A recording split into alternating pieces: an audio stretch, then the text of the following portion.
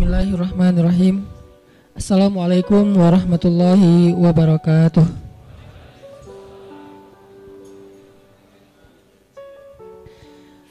Alhamdulillahirabbil alamin, nahmaduhu wa nasta'inuhu wa nastaghfiruh wa na'udzu billahi min syururi anfusina wa sayyiati a'malina. Asyhadu an la ilaha illallah wahdahu la syarikalah wa asyhadu anna Muhammadan abduhu wa rasuluhu la nabiyya ba'dah. Allahumma salli wa sallim wa barik ala sayyidina wa habibina wa maulana Muhammadin wa ala alihi wa sahbihi wa man tabi'ahu ila yaumiddin. Teman-teman yang dirahmati Allah Subhanahu wa taala, kullu am wa antum bi khair. Semoga sepanjang tahun kita berada dalam kebaikan. Oke teman-teman, malam ini kita akan memulai kajian Rabu malam kita dengan mengulang kembali materi yang pernah kita sampaikan beberapa tahun yang lalu tentang tajdidun niyah, memperbaharui niat. Kita akan bahas tentang min ajaibil ikhlas, di antara keajaiban-keajaiban ikhlas. Apa pentingnya niat dalam kehidupan kita, bukan hanya dalam sholat dan ritual, tapi dalam kehidupan kita. Terus bagaimana ikhlas itu bisa merubah sesuatu yang sedang kita alami, baik itu musibah ataupun itu anugerah. Kemudian bagaimana cara kita menjadi seseorang yang mukhlis, sampai ke derajat tertinggi dari mukhlis itu adalah mukhlas. Jadi ada mukhlis, ada mukhlas. Orang mukhlis adalah orang yang sedang belajar menjadi ikhlas. Orang mukhlas, orang yang udah ikhlas banget. Jadi orang yang mukhlas itu gak ada bedanya antara dipuji sama dicela. Itu mukhlasin. Ketika dia posting sesuatu, likersnya banyak atau malah hatersnya banyak, buat dia gak ngaruh. Itu mukhlasin. Gak gara-gara dia yang nge-like dan komen positifnya disanjung banyak, jadi dia semangat. Terus giliran di hate sama orang lain, dicela sama orang lain, dia jadi kayak pundung gitu. Ini berarti sedang belajar mukhlis. Orang mukhlas gak ada bedanya bagi dia antara emas dan batu. Sama di mata dia antara emas dan batu. Orang mukhlas sama di mata dia antara pujian dan celaan. Orang mukhlas sama di mata dia antara orang yang membalas kebaikannya atau justru mengkhianati kebaikannya. Dia tetap menolong orang tersebut. Ini mukhlasin, derajat tertinggi dari mukhlisin. Sehingga para anbiya kayak Nabi Yusuf, Nabi Musa, Allah menyebutnya mereka adalah mukhlasin. Wadhkur fil kitabi Musa innahu kana mukhlasan wa kana rasulan nabiyya, salah satunya. Coba kalian ingat kisah tentang Musa. Musa adalah seorang hamba yang mukhlason, mukhlas banget, yang udah gak ada bedanya dipuji orang, dicela orang, diikuti orang, ditinggalkan orang, buat dia gak beda. Dia tetap berbuat baik, dia tetap taat kepada Allah. Gak ada bedanya ketika dia berhijrah, kemudian hijrahnya ini menguntungkan atau hijrahnya ini menjadi ujian. Dia tetap berhijrah karena dia tahu hijrah itu baik. Dia tetap jujur karena jujur itu baik. Gak ada bedanya ketika dia jujur menguntungkan atau jujur malah jadi ujian. Saya gak bilang merugikan ya, karena jujur gak mungkin rugi, taat gak mungkin rugi, taubat dan hijrah gak mungkin rugi, cuman ujian. Buat dia kalau tahu itu baik ya dia lakukan. Mau untung, mau jadi ujian, ya buat dia pokoknya lakuin aja. Ketika dia misalnya dalam sebuah transaksi gitu, dia jual beli mobil. Kadang-kadang gara-gara terlalu jujur, apalagi jual beli mobil second gitu, kalau jujur resikonya kan agak susah cari untung nih. Dia bilang ini tangan pertama, karena emang belum berubah nama, tapi udah tangan ketiga padahal. Dia bilang ini belum pernah kecelakaan, mobilnya sehat banget. Kalau yang masih modelnya analog malah bisa diulik supaya kilometernya dikurangin. Gak tahu kalau yang digital. Artinya dia gak jujur demi dapat untung besar. Nanti untuk less guilty dia akan bantu anak yatim, panti asuhan, bikin tasyakur bin ni'mah di rumah kayak gitu kan. Ini proyek kecil, apalagi proyek besar. Ketika dia udah main dalam sebuah event, udah main dalam sebuah proyek-proyek pemerintah yang angkanya udah MM-an, dia susah untuk jujur. Lalu setelah dia gak jujur dapat untung supaya sedikit less guilty-nya, dia bantu pesantren, panti asuhan, bangun masjid, atau tasyakuran di rumah, ngundang anak yatim. Nah, Sekarang kita coba kembalikan lagi, bukan itu yang disebut orang soleh. Orang soleh itu adalah ketika dia taat kepada Allah dalam keadaan sarra au darra, dalam keadaan senang atau dalam keadaan susah, dan itulah mukhlasin. Alladzina yunfiquna fis sarra'i wad darra. Orang yang tetap membantu orang lain. Yunfik itu kan bukan hanya ngeluarin duit ya, tapi inti dari yunfik atau infak itu adalah ngebantu orang. Kalau kita ngeluarin duit tapi nggak membantu orang, itu namanya juga yunfik. Tapi yunfik untuk dirinya, karena infak dalam bahasa Arab itu mengeluarkan harta. Cuman identiknya mengeluarkan harta di sini artinya bantu orang lain. Dia tetap bantu orang lain, fis-sarra au darra. Fis-sarra ketika dia lapang rezekinya, au darra ketika dia juga lagi terlilit hutang, dia juga lagi susah. Dia juga belum makan tapi ngasih makan orang lain. Ini ringan. Yang berat itu adalah ketika ujiannya perasaan. Dia tetap bantu orang itu walaupun orang itu mungkin melupakan kebaikan dia. Dia tetap bantu orang itu walaupun orang itu adalah pernah nge-unfollow dia. Dia bantu orang itu walaupun orang itu ngeblok dia. Yang lebih berat lagi, dia bantu orang itu walaupun orang itu pernah mutusin dia. Dan saya juga belum kalau itu. Masih mukhlisin, belum mukhlasin. Mukhlisin lagi belajar ikhlas, belum benar-benar jadi orang yang ikhlas. Bisa nggak kita ngelakuin satu kebaikan tanpa lagi membedakan antara efek dari kebaikan itu nguntungin atau justru menjadi ujian. Nah ini kalau udah nggak ngaruh lagi efek itu, insya Allah kita udah menjadi hamba yang mukhlason. Kalau yang mukhlason, maka setan udah nggak bisa lagi nggodain kita. Karena ketika setan berakad dengan Allah setelah Allah memarahinya gara-gara nggak mau sujud kepada Adam, kemudian kata setan, akan saya goda hamba-hambamu selama saya masih ada di dunia, kecuali hambamu yang mukhlason. Itu nggak bisa digoda sama setan. Kenapa? Mau goda pakai apa? Udah nggak ada bedanya di dia antara nikmat dunia dengan ujian dunia. Dia cuma tahu ini taat, ini baik, ini halal, dia kerjakan. Mau itu untung, mau itu jadi ngerugiin dia dalam tanda petik, mau itu malah buat orang meninggalkan dia lakukan dengan akhlak yang tetap santun. Ini yang kita belajar dari menjadi seorang hamba yang ikhlas, menjadi seorang hamba yang mukhlas, sampai akhirnya kita lebih mudah melakukan kebaikan. Kayak misalnya kan ujian buat kita tuh kadang di keluarga aja. Ada anak yang bilang, Ustadz, memang masih pantas saya berbakti sama ayah yang dulu pernah ... ninggalin saya, gak nafkahin saya, zalim sama saya, pernah nyakitin fisik saya, dan segala macam. Kan ada pertanyaan gitu kan kita sebagai anak. Padahal gak usah nanya gitu juga, yang namanya orang tua pasti berjasa dalam hidup kita. Dan sepanjang hidup kita berbakti kepada mereka, itu belum bisa ngebayar satu aja pengorbanan mereka untuk kita. Sama kayak seorang istri kepada suami, begitu juga anak kepada orang tua. Tanpa bertanya gitu, apalagi sampai nanya.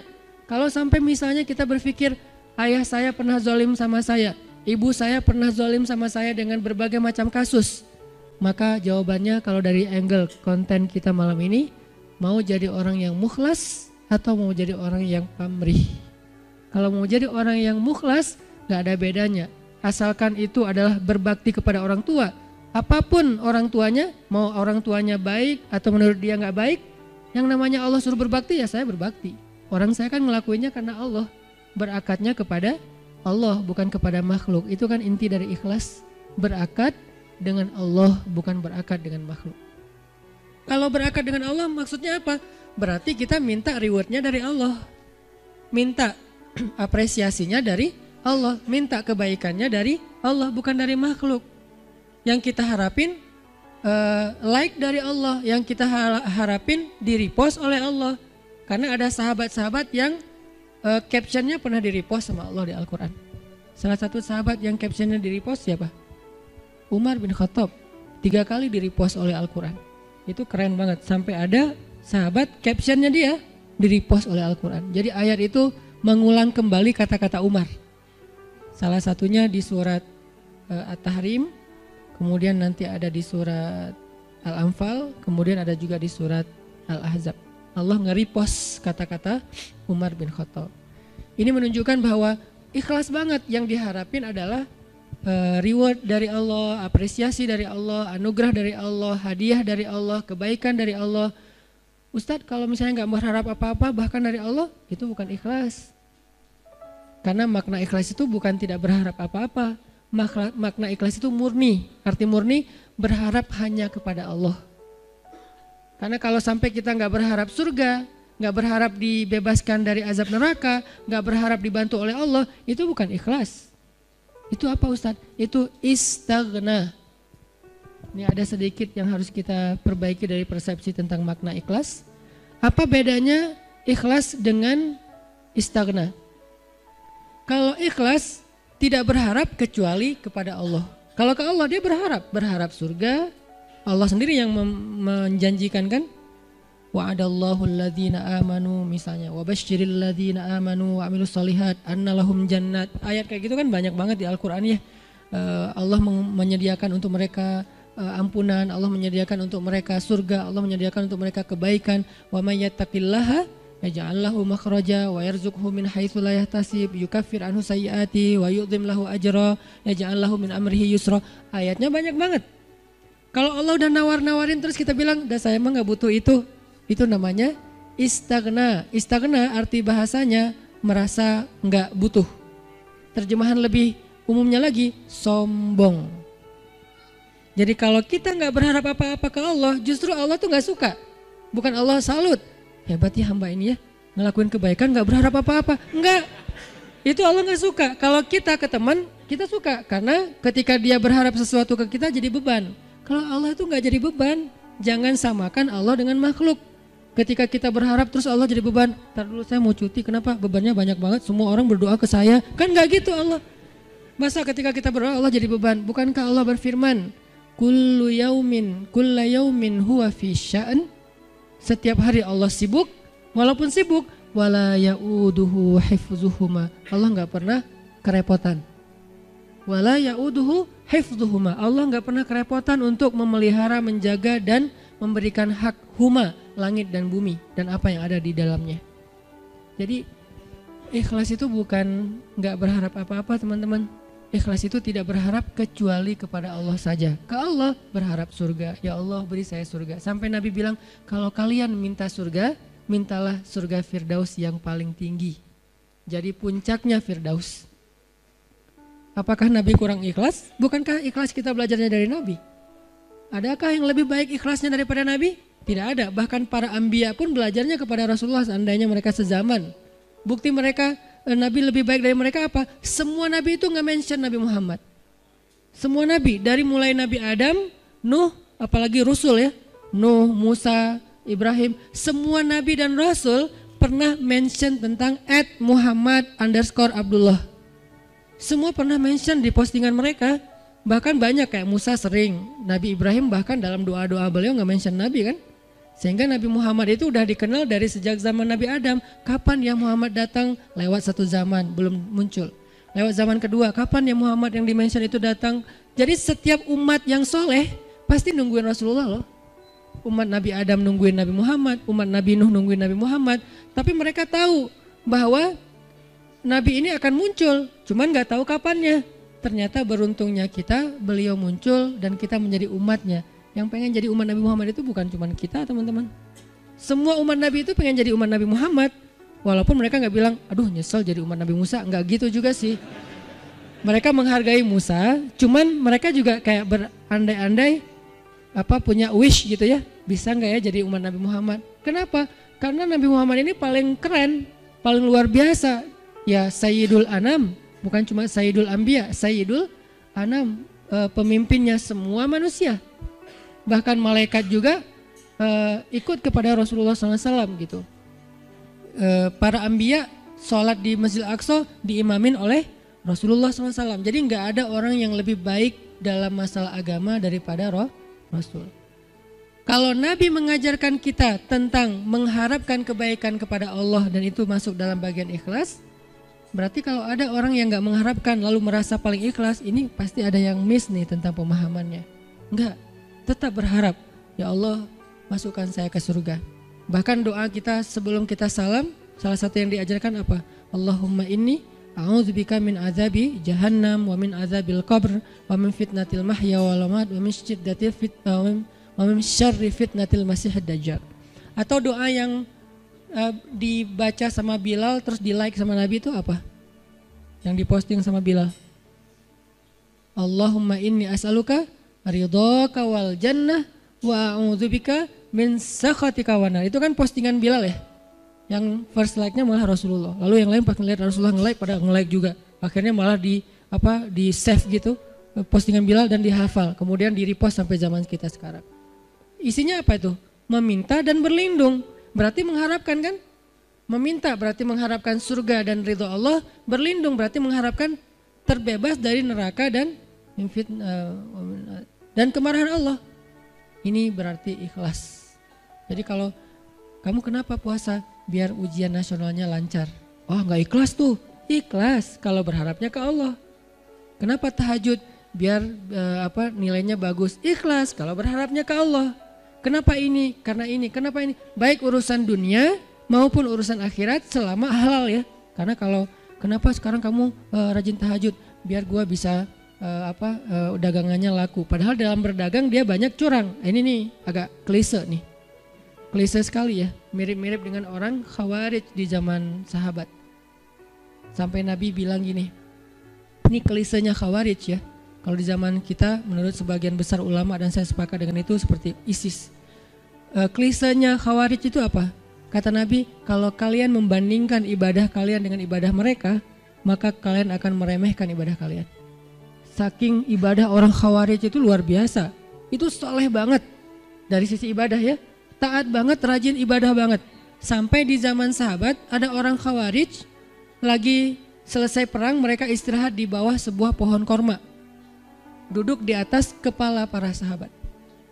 Jadi ada sahabat yang dipenggal kepalanya, mereka duduk di atas kepala sahabat yang habis dipenggal, istirahat, tiba-tiba jatuh buah kurma. Pas buah kurma jatuh, temannya ngambil. Kata temannya yang lagi duduk di atas kepala sahabat bilang, jangan makan, itu kan bukan hak kita, karena kita belum minta izin kepada pemilik. Giliran satu butir kurma, mereka mikirin halal haram, tapi di bawah mereka lagi didudukin kepalanya para sahabat yang dijamin masuk surga. Klise kan? Ini yang sering terjadi. Kadang-kadang kita dari satu sisi ahli ibadah, malam tahajud, siang puasa, tapi komen di sosial media masih istilahnya gibah, buka aib, apa-apa segala macam. Ini berarti kita kayak agak sedikit aneh gitu kesolehannya. Nah, termasuk orang yang pengen jadi orang baik tapi nggak mengharapkan apa-apa. Sampai ada syair, dan saya agak kurang setuju dengan syair ini, mengatakan, ya Allah, kalau saya berbuat baik karena pengen surga, tutuplah pintu surga itu dari saya, gitu kan ya. Kalau saya beribadah karena takut neraka, masukkanlah saya ke dalam neraka. Saya melakukan itu hanya karena cinta. Terkesan hub, al-khauf, dan ar-roja itu tiga hal yang bertentangan. Padahal tiga hal ini, tiga-tiganya bagian dari iman. Hub, cinta, bagian dari iman. Kita harus mencintai Allah lebih dari segalanya. Khauf, takut kepada Allah, bagian dari iman. Sampai Nabi mengatakan, Ra'sul hikmah makhafatullah. Puncaknya orang yang berilmu itu takut sama Allah. Jadi orang yang paling takut pada Allah, yang paling banyak berilmu. Innama yakhshallaha min ibadihi al-ulama. Orang yang paling takut kepada Allah di antara hambanya adalah orang yang berilmu. Begitu juga dengan ar-roja.